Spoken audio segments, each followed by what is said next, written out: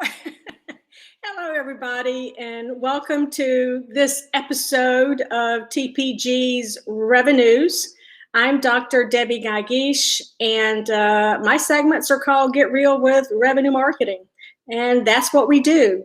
So I would ask that you guys bear with us. We are doing a soft launch of Revenues right now, and I'm kind of like the sacrificial lamb. So I'm doing a couple of episodes first, and we're just testing things. We're testing the technology, we're testing the format, we're testing a lot of those different kinds of things.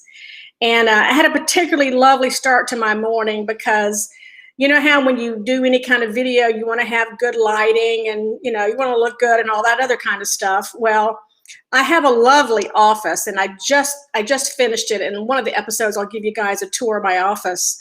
But in August of last year, we actually moved to Pensacola, Florida.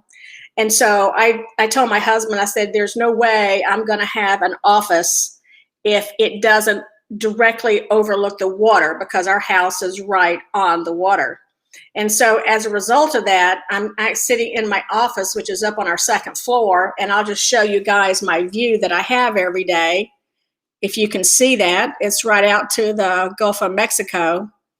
But getting lighting in this place, if it's cloudy, I have to have lighting one way. If it's a bright sunshine, it's another day. So eventually I'll be creating just a little studio downstairs so I can just pop down and do these segments. So just bear with us while we're kind of doing a soft launch for right now.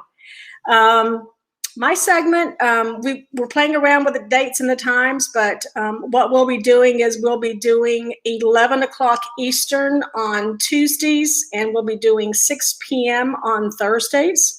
And 6 p.m., hopefully you've got your workday done and sit back with a cocktail, and we'll talk about all different kinds of things related to revenue marketing. So today I wanted to talk about something that's actually a project that I'm working on. I'm kind of working on the project with a client, but it's also a separate project. I'm actually creating a revenue marketing master certification class.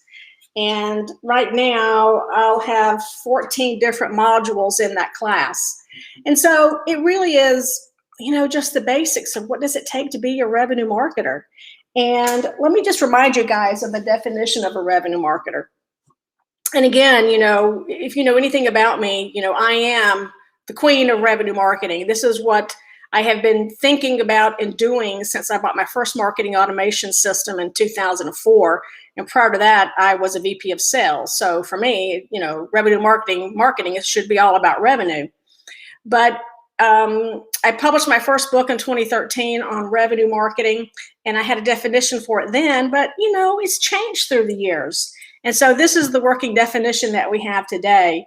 It's transforming marketing from a cost center to a repeatable, predictable, and scalable revenue machine powered by digital innovation, and it's accelerated by customer centricity. So that's kind of where we are. And through the years, I get lots of questions from CMOs and VPs, how can I help my entire team think, act, and behave like revenue marketers? And so there's a lot of ways to do that. But this year I thought, well, why don't I just create a revenue marketing masterclass? And so let me take you through, just kind of what the titles are. Then I want to take you through a snippet of one of the modules that I'm developing, okay? This class very much follows the 3x9 revenue marketing characteristics that I've talked about before.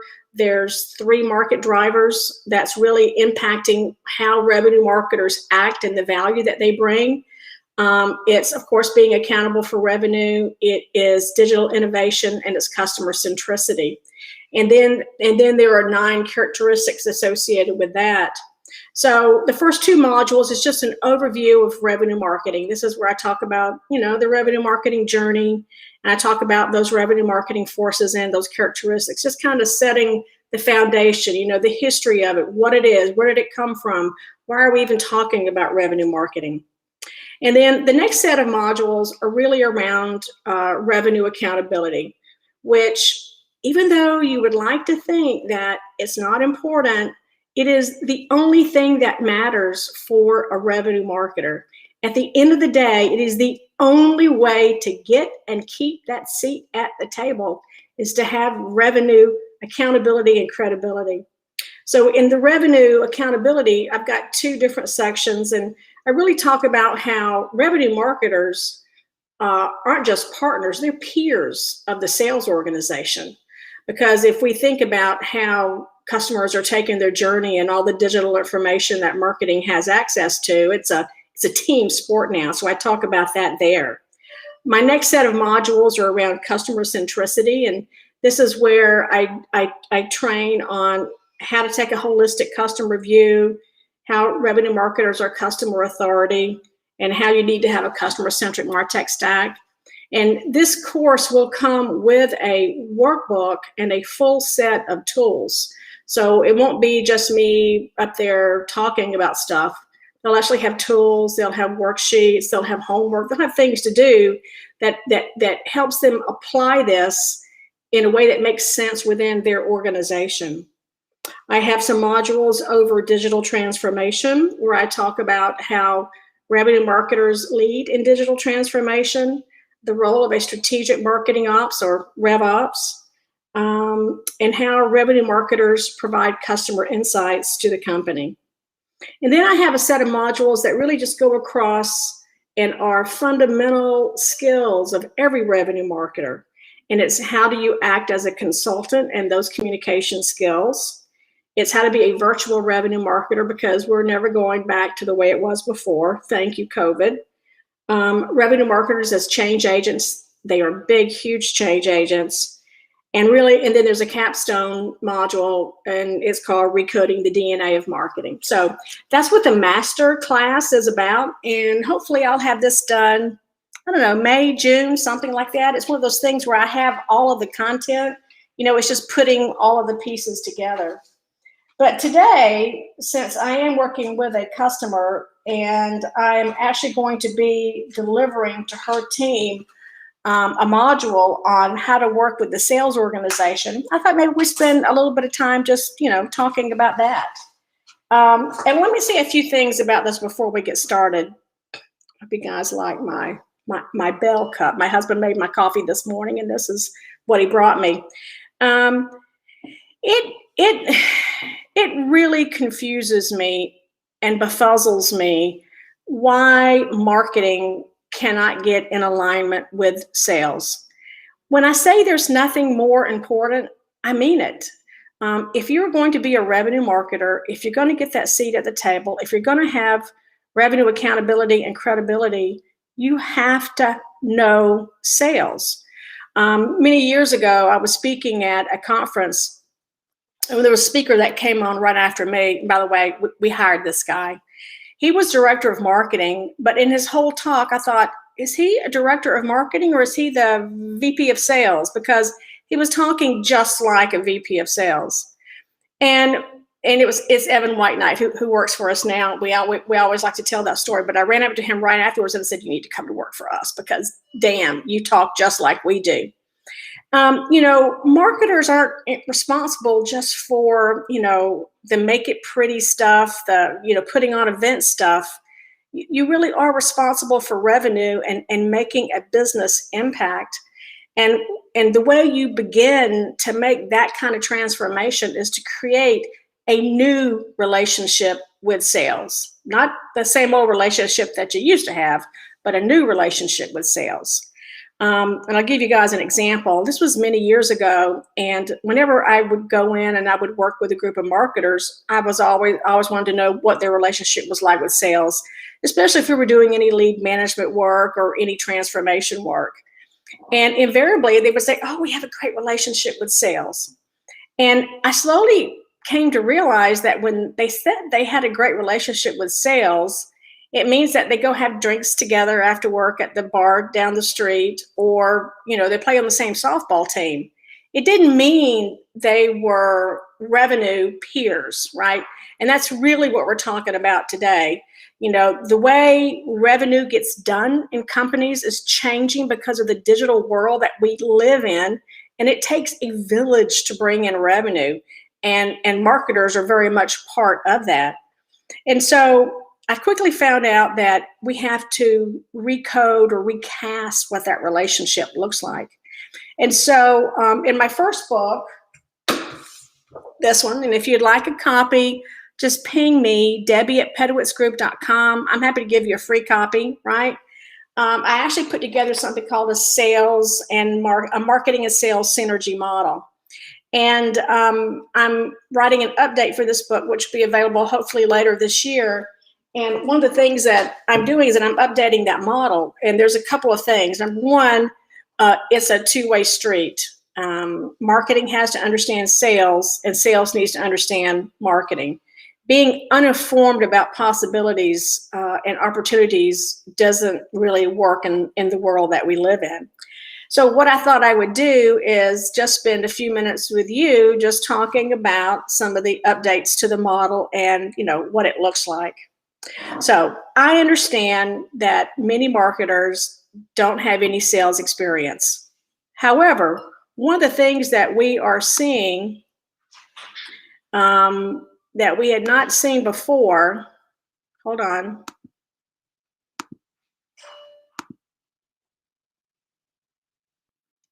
One of the things that we're seeing now that we had not seen before is marketing actually participating in a lot of sales activities. So I know one VP of marketing who, anytime she hires someone in marketing, she has them work within the sales organization for 6 weeks first.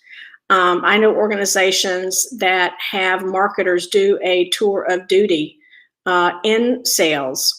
And so they really are taking the time to understand, participate with. And so let me take you through kind of like the 4 steps, and I'm just going to kind of use this for a guide. So there's 4 steps to having a better relationship with sales, and this goes both ways, okay? Number 1, what the heck do you do? Number 2, what language are you speaking? Number 3, what page are you on? And number 4, what team are you on? So let's talk about those, okay? So what the heck do you do? I guarantee you that you do not understand what your sales organization goes through every day. And I guarantee you that your sales organization doesn't know what you go through every day. So the first place to start is for you as a marketer to understand everything that goes on in sales. If you've never had to carry a bag, you simply do not understand what it feels to have a bullseye on your back, a target on your back every single day, and have to show up to at least weekly meetings and talk about the good, bad, and the ugly, no matter what. It is truly a lot of pressure. And because of that, you know, salespeople have a very specific way that they think. So one of the things that you can do is to understand the world, you know, understand the sales goal, understand how your sales team is structured, understand how they're compensated, understand the technologies that they work with, understand who's ahead of quota, who's not ahead of quota. And likewise, sales organization needs to understand you. What is it that you do? What are your core processes? What are your goals, right? What is it that you have that they might be able to use, right? I remember a few years ago, I was working with a company. It's a large technology company, and I was working with the leasing arm of the organization. It's a global organization.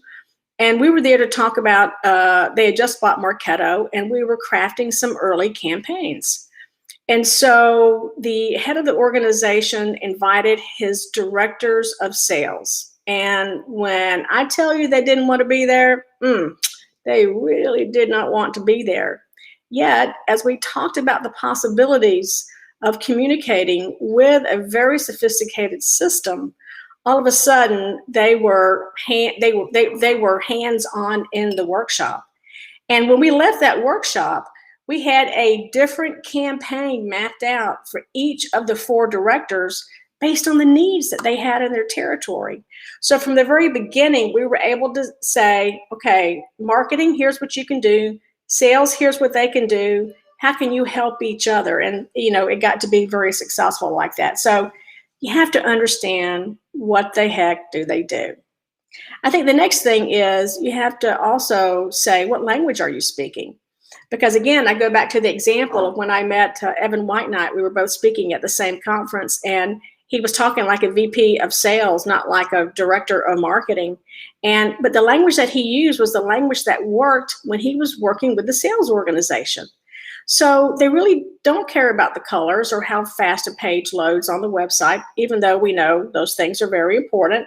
They care about goals. They care about opportunities. They care about leads. They care about achieving quota. Those are the things that they care about, right? And so thinking about when you do work with sales, y'all need to be speaking the language of revenue. That is what matters, okay? The third step is what page are you on? So not only does not using the same language create a problem, also approaching things from two very different angles and not being on the same page is also a big problem. I'll give you guys an example. So a few years ago, I was working with a company in New York, and the CMO was actually in London, and she flew over for the meetings that we were having.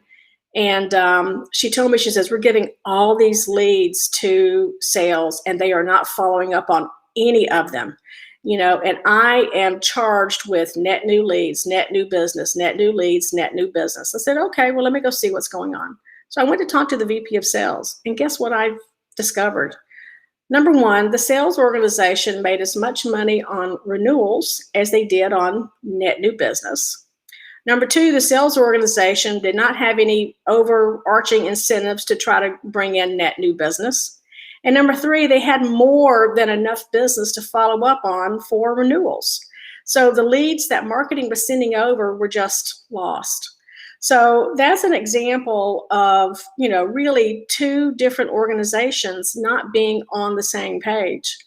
I've always felt like you need to understand what the sales initiatives are for the year, and you need to mirror that. You need to mirror that in your activities. You need to mirror that in how you're organized. You need to make sure that you're on the same page when it comes to understanding the customer. Quite often, marketing runs off and creates these customer personas, and sales, like, who the hell are you talking about? I don't even know who you're talking about, right? So, from everything from customer understanding to customer personas to the lead management process, what's important, what's not, all of those things, you have to be on the same page, okay? And then the last area is what team are you on? And this one really has to do with, if marketing's running off over here doing their thing and sales is running off over here and doing their thing, then you're playing on two different teams. And revenue today is a team sport.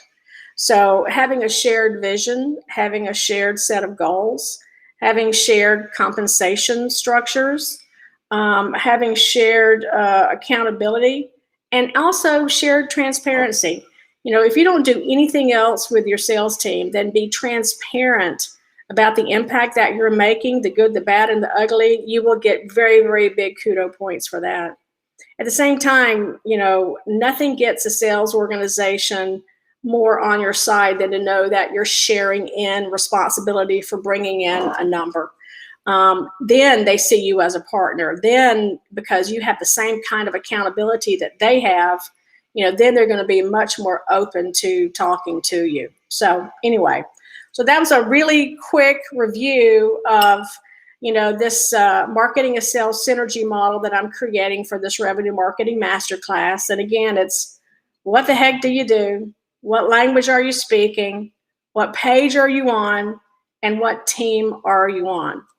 So, that's it for today. I hope this has been helpful. I truly believe that one of the number one things that marketing can do to succeed is to really work on helping sales see how you can help them impact their revenue number. When I did my dissertation a couple of years ago, I did a research project with CMOs trying to find out, what are those strategies? What are those attributes that lead to a CMO having that revenue accountability? And one of the questions I asked was, whose relationship makes the biggest difference to you achieving revenue accountability? And it was hands down marketing working with the sales organization. So I'll lead you with that for today. Again, my show is on Tuesdays at 11 Eastern, and then I'll see you guys again on Thursday at 6 o'clock. Bring a drink. We'll have a lovely glass of wine, and then we'll talk about, whatever we feel like talking about when it comes to revenue marketing. So I hope you all have a great day, and I will see you next time. And remember, it is a great day to be a revenue marketer. Talk to you all soon. Bye.